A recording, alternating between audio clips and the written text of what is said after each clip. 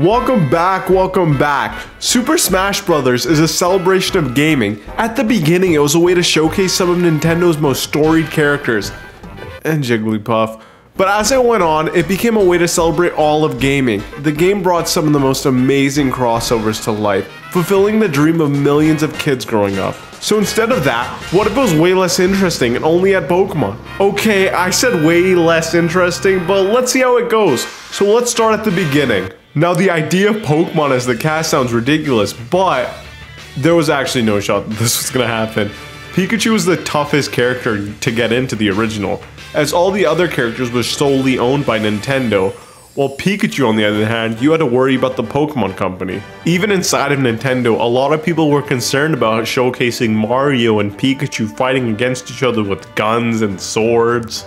Understandable, honestly. However, Satoshi Tajiri, the father of Pokemon basically, was actually behind the idea. And plus, since we aren't including other franchises, having Pikachu fight against a Charizard, and you actually get to control one of them, that's not too dissimilar to other Pokemon spin-offs like Pokemon Mystery Dungeon or Pokken Tournament. So I know the roster is probably the most interesting part of this video. Just before that, this game needs a title though, like Super Smash Bros. They just took the word Mario and replaced it with Smash. Now we could go with Pokemon Smash, that just makes me think of a Markiplier video though. I'm gonna roll with Pokemon Smash though, because my only other idea is to go with Pokken route and calling it Pokthers. And despite rolling off the tongue better than I expected, I don't think that's the name that really is gonna sell. Here's a new logo I mocked up. It's a Pokeball but split up into 4 pieces to represent the number of characters, and the circle in the middle represents the stage, which is a really nice explanation for me cutting a Pokeball in half. Okay, let's delve into the roster. So Smash 64 featured 12 characters, with 4 of them being unlockable hidden characters. I'm gonna be following the same format. So when the original Smash game released, the only Pokemon games out at the time were Gen 1. So all we have to do is cut the original 151 down to 12. To preface this video, is not gonna be a dream roster. I'm gonna try to reimagine the roster by looking at how characters were chosen for the original Smash games. Without further ado, I'd like to announce that Pikachu is gonna be in the game. So there's 5 other Gen 1 Pokemon that are in Smash currently.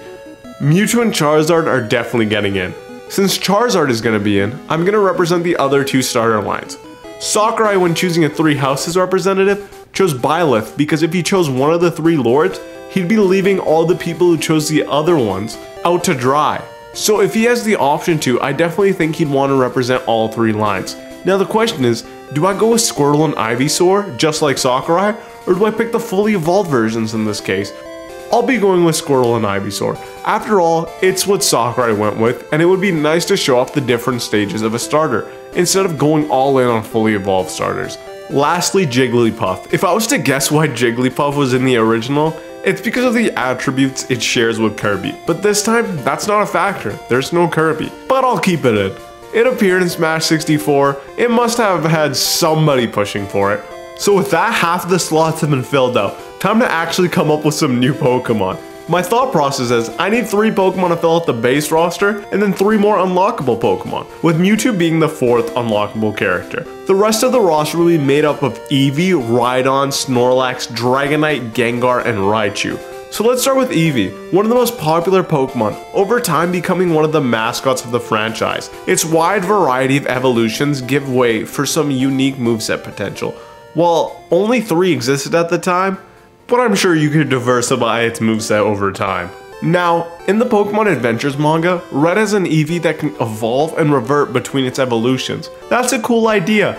That probably wouldn't have happened in this game though. I imagine they would have gone the Let's Go angle. Predating those games by decades, what I mean is they would give Eevee access to fire, water, and electric moves. That just makes the most sense to me. Next, why did I choose Rhydon? Did you know gaming that Rhydon was the first Pokemon design? I think Sakurai will honor that fact and include it in this game. Despite that being the main reason for its inclusion, I still think it could be an interesting pick, as there are no other rock or ground types included. I think Rhydon would serve as a heavy, but not on the level of the next Pokemon. Snorlax, a very iconic Pokemon. Pokemon Sleep cover legendary. Now this is a Pokemon that everyone encounters on a playthrough. Now maybe you could say it's too big, but I think they could shrink it down to a reasonable size. Snorlax is supposed to be about 7 feet tall, and that's about the same height as Bayonetta, so that shouldn't be too big for Smash. Okay, starting with the new unlockable characters, I put down Dragonite. It's the Gen 1 Pseudo. It's the only dragon type. I also think we can take advantage of the flying type more than Charizard would. I also could see them reusing assets from Charizard, you know how Smash does. I chose Gengar because it can be really unique with its ability to sink into shadows. It has a very distinct tongue. The tongue can do. The Ghastly line is the only ghost types, which set them apart from the other Pokemon when I was making my selection. The last character I'm adding for Pokemon Smash 64 is Raichu.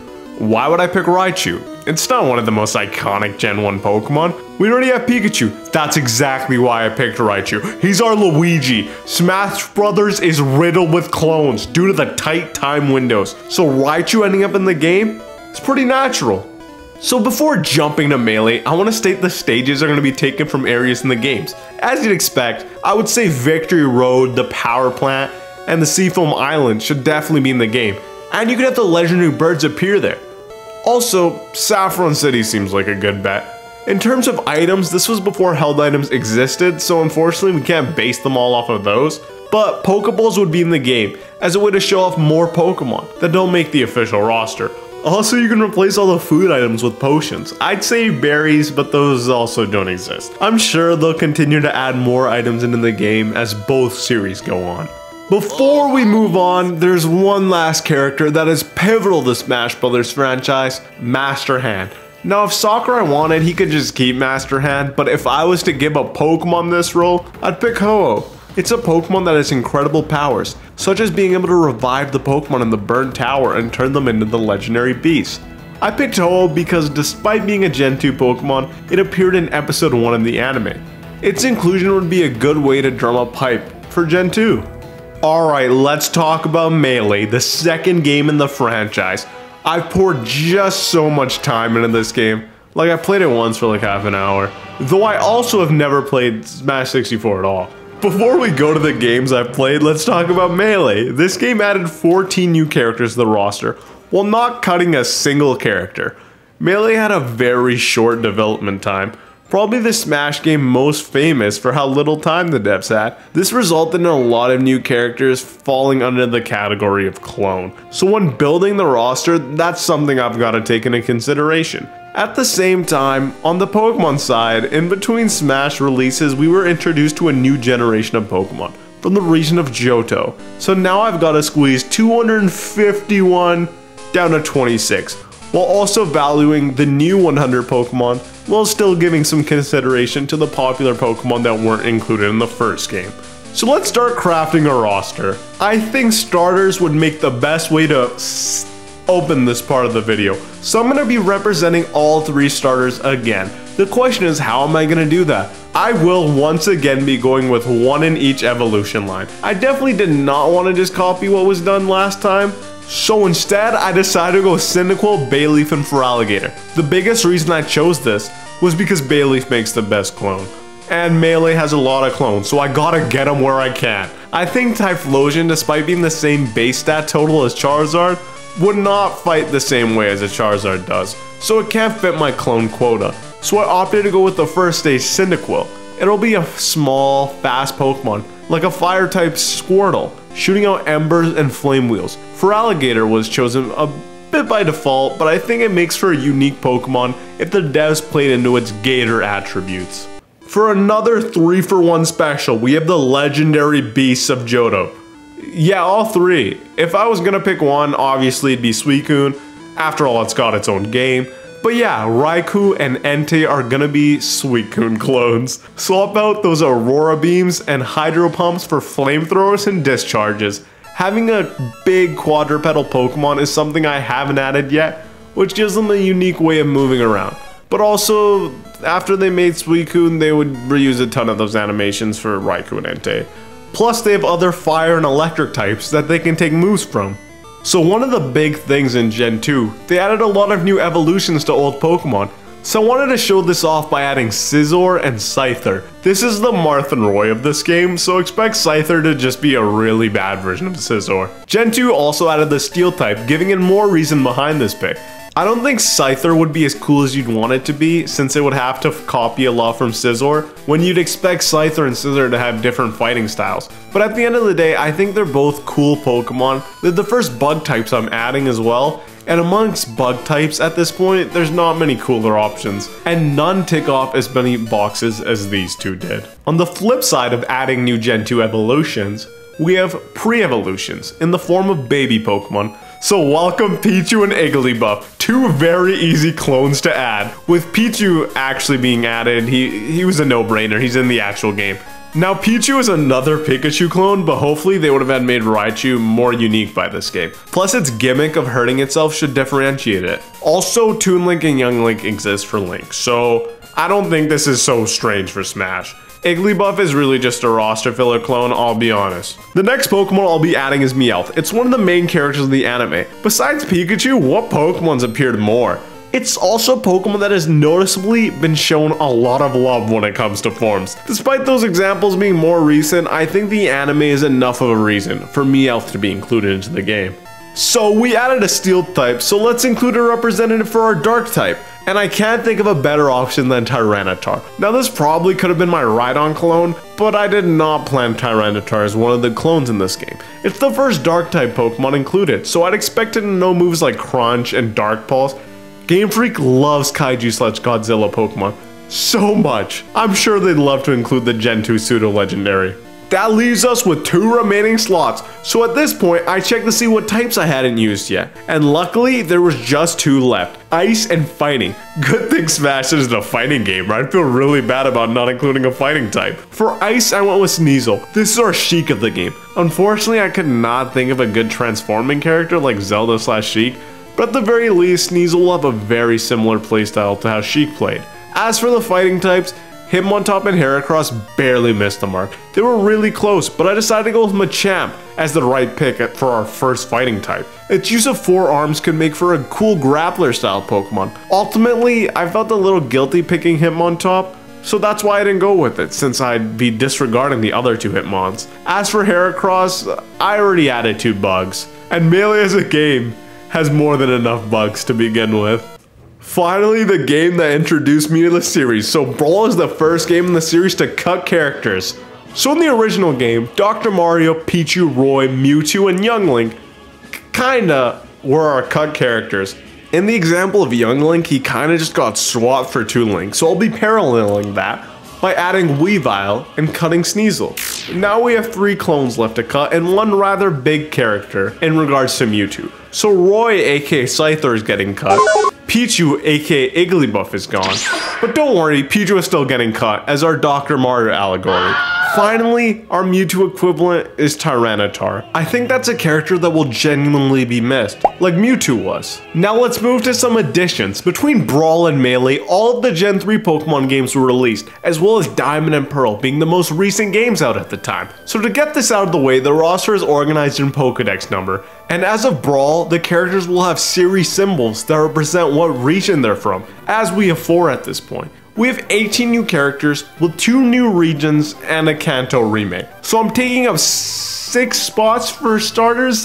I don't think so. I'm going in the direction Smash did by picking 1 fully evolved starter from a generation. So I'm picking Sceptile, Blastoise, and Infernape. I chose Blastoise over the Leaf Green cover Pokemon. I think Blastoise is just more popular, and Squirtle to Blastoise is a bigger change than Ivysaur to Venusaur. Then Sceptile felt like a better fit than Torterra, though you could make an argument that Torterra would be more unique. Finally, that leaves us with Infernape. Blastoise, by the way, is the only Pokemon from Gen 1 getting included into the game. The next Pokemon follow a similar theme. They are Swallow and Kricketune, so I thought I'd add those common early game Pokemon tropes. The regional bird. I picked Swallow over Staraptor because then I'd have to add Dustox or Beautifly, and I'm good on that. Also, I don't have any Pokemon that are just literally birds at this point, and literally just birds makes up a big chunk of the Pokedex. For Kricketune, I think it would be a very cool Pokemon. It'd have a pretty cool moveset with its music and slashy looking arms. It also represents the early bug type that every region seems to have. I guess I could have added the regional normal type. Now, Sakurai's a smart guy, but I don't think he could have predicted Bidoof's cultural relevance. Alright, so I know Ice Climbers are a melee edition, but I couldn't think of a good equivalent until this. Welcome Plusle and Minun. Gen 3 introduced double battles, so this is the perfect time to introduce a character that's two Pokemon working together. Plus, with their plus and minus ability, they would naturally get weaker when one of them is knocked out, just like how it works in the game. The next section is for the Pokemon that are just really cool and really popular, starting with Lucario. He's in the game. Have you played Brawl? He's there. Moving on, we have Garchomp, Metagross, and Salamence. Despite all them being pseudos, they have very unique body shapes, so there shouldn't be too much overlap on their movesets. Garchomp could also be the Lucario to Tyranitar's Mewtwo. Did that make any sense? It's like, he's like the spiritual successor, I guess. Pseudos are popular, they are gonna be included, especially when they have potential for unique attributes and movesets. Next up, I got Luxray, very popular Gen 4 Pokemon, and an early game Pokemon that has been used by 73% of all trainers who have played a Gen 4 game. A real statistic that I just made up. This might overlap a little with Raikou, so that might be a problem since Smash doesn't have any characters that feel similar to each other. Akin to our Scythe or Scissor inclusion, I have Gallade and Gardevoir, a Gen 3 and a Gen 4 Pokemon that are obviously connected. Gardevoir is a very popular Pokemon, for worse or for worse. But both Pokemon, despite being a part of the same evolutionary line, would have very different movesets, as Gardevoir would be more of a projectile-based character, while Gallade, on the other hand, will get up close and personal with people. Kind of rude. I hope he takes a step back and really reevaluates how he doesn't value personal space. Then we got the weird guys, which Sakurai is no stranger to, so Claydol is on the roster. Do I have a good reason? No. It's weird, and I think it has a lot of potential for a good moveset. Plus, only having the most popular Pokemon is kind of uninteresting. Then Sudowoodo, since I wanted to add at least one Gen 2 Pokemon in the game. It's an iconic Gen 2 Pokemon, and one that everyone will encounter on their adventure through the Johto region. So there's two characters left. Brawl is the game that added Sonic and Snake. No, I'm not adding like Mario and Kirby or something. That would only defeat the purpose of the video. So I'm gonna add Deoxys and Darkrai. I think Deoxys changing in its different forms in battle for different attacks, the percentage it takes while getting hit could even change depending on what form it was when it took the hit. So some really cool mythical Pokemon that have like evil boss energy. Why would I say bosses in particular? Subspace Emissary, one of the reasons I love Brawl so much. Just to cover this a little, since getting a single player story mode is kind of a big deal for a series. The story would be all the regions have merged and the trainers have gone missing. So you follow a Pikachu visiting places like the Olivine Lighthouse, Meteor Falls, and Floroma Town, recruiting different Pokemon while going up against really strong Pokemon. Ho-Oh, Shadow Lugia, Rayquaza, who is actually a boss in Brawl already, while characters like Mewtwo and Darkrai and Deoxys and the legendary Beast could also be bosses, but ones you could recruit. Finally, the game would end with Spear Pillar, with the story being caused by Dialga and Palkia, the Pokemon that control space and time, explaining why the regions have merged together. Alright, moving on to Smash 4. At release, this game had 51 characters, a sizable jump from Brawl. It also saw 5 cuts, so let's go over those first. Now, the reason characters were cut in Smash 4 had a lot to do with the development, due to the fact that the game released on a 3DS. So characters like Sheik and Zelda and Samus and Zero Suit became separated. Pokemon Trainer was reduced to just Charizard, but since they were never combined into one slot, we don't have to worry about those 2 cuts. Next is Ice Climbers, so plus or minus, yeah, adios. Then there's Snake, who got cut to being a third-party character. I assume that acquiring his rights was just too difficult. Snake was the biggest obstacle for the everyone is here selling point of Smash Ultimate, but there's no third-party character, so we don't have to cut that one either. Finally, we have Lucas. Yeah, I can't write this one off. I'm gonna cut Deoxys. Let's say its form changing thing was too much for the 3DS. But ignore the limitations of the 3DS when I wanna add new cool gimmicky Pokemon for the roster, okay? Time for the additions, starting with a returning character with Dr. Mario coming back. That means Pichu is back! Well deserved, guys. Now, new character-wise for the base game, I only cut 2 Pokemon, meaning we only get 13 new Pokemon. So, let's see what we have to cover. In between Brawl and Smash 4, the games released were Pokemon Platinum, Heart Gold, Soul Silver, Black and White, Black 2, White 2, and X and Y. While Auras had been announced, right off the bat, I'm gonna be ignoring Gen 1, 2, and 4. They just weren't super relevant at this point, and have plenty of representation already. So that means I'm splitting the roster between Gen 5 and Gen 6 with a little pinch of Gen 3. So here we are with more starters. Again, I'm only including 1 fully evolved Pokemon for each generation, so obviously Greninja's in the game. He's in the real game. Also, one of the most popular Pokemon of all time, so obvious inclusion. Well, in terms of our fire-type starter, I'm going with Blaziken. The Hoenn remakes have been announced at this point. Also, when X and Y came out, they distributed a Torchic holding the Blazikenite, showing Game Freak sees Blaziken as their golden child for that generation. This also means every Pokemon's Final Smash can now be the Mega Evolving. Oh yeah, Final Smashes were included in Brawl. Big, powerful versions of Pokemon moves. I can already see the theory videos in this alternate universe about how these are the precursor to Z moves. Let's get back on track. We are left with the grass type Gen 5 starter, Serperior, which is fine by me. It's a serpent Pokemon, which hasn't been a style of Pokemon we've included up to this point, making it a worthy addition to our roster. So let's talk Gen 5 edition, Zoroark. Seems like a pretty safe bet. It's got its own movie and was basically the ace of N, besides, you know, Zekrom and Reshiram.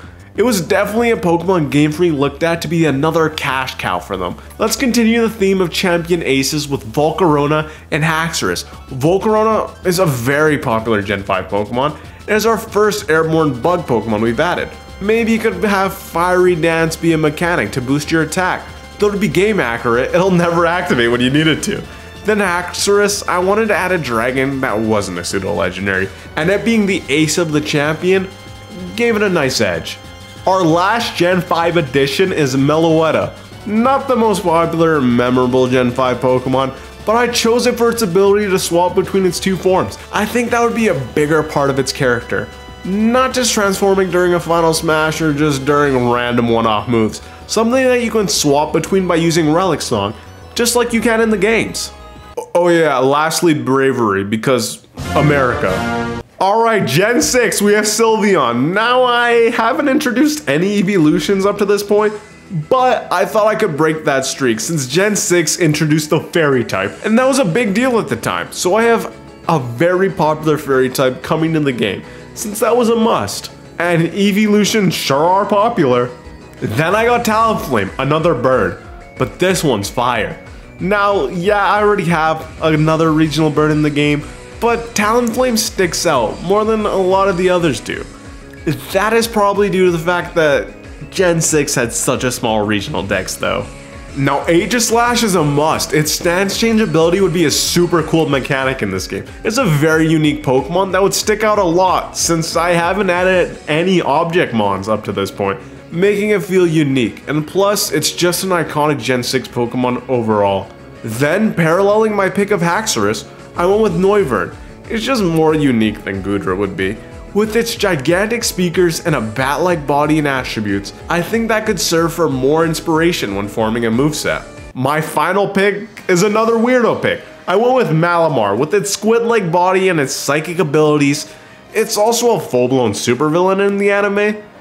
It's just a very alien-looking Pokemon, while also seemingly very sinister, giving it our unique weirdo pick of this game. But as you guys know, that's not the end of Smash 4. We've got DLC. There were 7 DLC characters added to the game, with 4 of them being returning characters. So, throughout we have cut 5 characters. Those have been Scyther, Igglybuff, Sneasel, Tyranitar, Plusle/Minun, and Deoxys. So I'm gonna be honest, I'm only bringing back Scyther, Tyranitar, and Deoxys. I can't see Igglybuff DLC pack really flying off the shelves. Obviously because downloadable content doesn't go on shelves, people. New characters for DLC. So let's go with super popular Gen 5 Pokemon to start, Chandelure. Chandelure has a very unique body. It's also another object mod, giving it a way to stand out against all these animals I've added to the game. Also, we've got Hydreigon and Goodra. Pseudos are getting in. They weren't in the base game. We added less popular dragon types. In the base game, now we can sell the more popular ones individually. It's all about the money, people.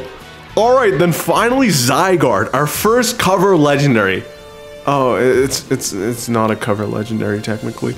So I don't want to get into Pokemon Z or Pokemon X2, Y2 or Ultra X and Y or whatever. As we've played Sun and Moon know, Zygarde was just there, right? I want this DLC to be an introduction to 10% and 100% Zygarde, as well as all of its signature moves. I mean, it has 4 of them, kind of the perfect amount for Smash. This Pokemon would originally have been a way to tie into a new Kalos game, but instead it'll turn out to just be a consolation for not getting those. Finally, we are at the most recent game in the series, Smash Ultimate. Everyone is here, meaning we can bring back Sneasel, Igglybuff, and Plusle/Minun. Yeah, maybe not gonna be as big of a deal in this universe, but at least we have some new additions to the roster. Between the DLC of Smash 4 and Ultimate's release, we got Sun and Moon, the Ultra versions, and Let's Go Pikachu and Eevee. So all we really need to worry about is Gen 7 and Gen 1. Oh yeah, Smash Ultimate also made Echo Fighters an official thing. So yeah, Alolan form's kind of a perfect fit for this scenario. We got 5 Echo Fighters for Smash Ultimate. I'm only including 4 though, I'll be honest. I didn't want to add more. It's kind of boring, I'll be honest. So I'm going to add a Alolan Raichu and a Alolan Meowth. Now Meowth makes a lot of sense. Not much they would really have to change. Alolan Raichu is a little bit more of a stretch, but I mean, Chrom is an Echo of Roy. Just pull some moves from the Psychic types already on the roster. Next fighter is Bulbasaur, as an Echo of Ivysaur. I had Blastoise and Charizard in the game, so I could have went with Venusaur, but I really wanted to add Pokemon 001. Or I guess I should say 0001. It just wouldn't feel like a complete roster without it. Lastly, I'm including Midday Lycanroc and Dusk Lycanroc as the Echo, or the other way around works too. This is the Simon and Richter scenario, a new character with an Echo being introduced at the same time. Alright, with that we can get into some fully fledged new characters. To close out the Alolan forms, I have Alolan Ninetales, a very majestic, beautiful Pokemon. We don't have regular Ninetales, so we get a regional variant that can have an original moveset unique to itself. So since between releases, there wasn't much time, only one new generation came out. Meaning we can bring in all 3 starters: Incineroar, Decidueye, and Primarina. Not much to say. I considered going with Rowlet, but then I'd have to include this thing. Oh yeah, Incineroar had to be in the game because he's right there. So Mimikyu, wow, this Pokemon is really popular. You can do some cool stuff with this disguise ability, plus that large hand that comes out of it already in Smash. You could really expand on that concept. A full-fledged moveset. Lastly, to connect Gen 7 with Gen 1 further. And for a little bit of Pokemon Go love too, I guess, we have Melmetal. I think this will be a very cool addition with its stretchy liquid metal body. The way it's depicted in the anime was really cool. Giving it a personality like that would really work well in the game. Alright, so I kinda forgot that I didn't cut out as many characters. That meant I didn't have 65 characters to return for Ultimate. But since I did forget, that meant I calculated how many Pokemon had been represented, and I know which regions are lacking in love. So the last 4 for the base game are Swampert, Rotom, Crocodile, and Hawlucha. So Swampert completes the Gen 3 trio. Normally I'd be okay without completing it, but we already have the other 2, so why not add the 3rd to finish it off? While Rotom is just a really unique Gen 4 Pokemon with lots of moveset potential to all its unique forms. They could even do a similar thing to the Snake's Codex or Palutena's guidance scenes, with Rotom turning into its Pokedex form, reading out different dex entries from the series, or unique ones made up for Smash. So Crocodile, I don't have much to say. Then Hawlucha, I can see it being announced with Incineroar. They could just recreate the trailer, but it's Hawlucha instead of Ken. Let's break up the roster section by talking about World of Light. So I'm thinking Galeem is Arceus and Darkon is Giratina. With the story playing out pretty similarly, the Gen 4 remakes and Legends Arceus were probably in development already by this time. I can't think of a better fit than those two. But even cooler than that would be a new Pokemon. If this series could last this long, give it its own mythical. That would be pretty cool. This game could even come with a code to get the Pokemon in the main game as a cross promotion. Then you could center the story around this new Pokemon however you wanted to. So this brings us to the Smash Ultimate DLC. So the DLC was kicked off with Piranha Plant, and unfortunately I can't think of an addition as awesome as Piranha Plant. So instead I'm gonna go with Mew, the first mythical Pokemon. It feels like a perfect little pre-order bonus Pokemon, doesn't it? So into Fighters Pass 1. The first three characters are Beware, Golisopod, and Zeraora, giving some more Gen 7 representation to finish things off. But for the fourth Fighters Pass slot, we have Cinderace, releasing 2 weeks before Sword and Shield. I've been wanting to have a new Pokemon to have its first game appearance be in this series, and I chose Cinderace because that's the one I'd see Game Freak pushing. Then, the final character in Pass 1 is Dragapult. The pseudo-legendary would just be an easy fit to get popular, and I think Game Freak and Sakurai would agree to add that one in. And plus, Dragapult did actually get really popular. So Fighters Pass 2 kicks off with Toxtricity. Cool! But then we have Urshifu to coincide with the Isle of Armor DLC packs. I could see it switching its stances between its Rapid Strike and Single Strike, combining both those fighting styles into one character slot. Then we jump back to the base game with Corviknight, a popular Gen 8 Pokemon that really feels connected to the Galar region, with it being used as the taxis and also showing up as a symbol in a lot of places in the game. Then to coincide with part 2 of the DLC, we have Calyrex. It's the mascot of the second DLC, and since we chose the mascot of the first DLC, it's the perfect choice. It also could make use of its 2 steeds somewhere in its moveset to make it a little bit more unique and feel special. Next, we got Pyra and Mithra in the actual games. I'm counting that as 2 characters. I could have tried to have done something similar to that, but instead, I thought it'd be cooler to add our first real cover legendaries, Zacian and Zamazenta. And they'll be coming out same day. That'd be cool. Celebrate the end of Gen 8, featuring its 2 cover legendaries. If only one was getting in, it would definitely be Zacian. But Zamazenta deserves something, guys, right?